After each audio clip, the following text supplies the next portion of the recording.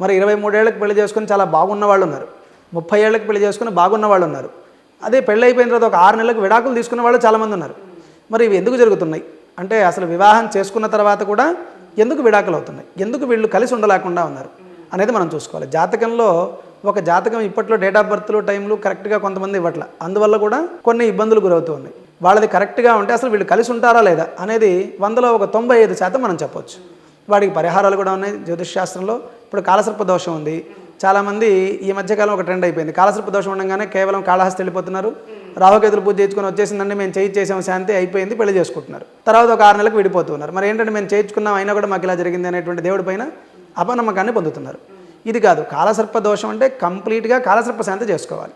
తర్వాత కొంతమంది కొక్కి వెళుతున్నారు, కొక్కి వెళ్ళి సర్పశాంతి అని చేస్తున్నారు. త్రయంబక జ్యోతిర్లింగం కూడా వాటిల్లో కూడా చేస్తున్నారు, లేదా అమ్మవారి గుళ్ళల్లో కూడా చేయిస్తున్నారు ఈ మధ్య చేస్తున్నారు.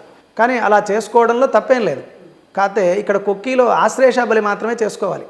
అంటే ఆశ్లేష నక్షత్రం వాళ్ళు మాత్రం చేసుకుంటే చాలా ఎక్కువగా బలం ఉంటుంది.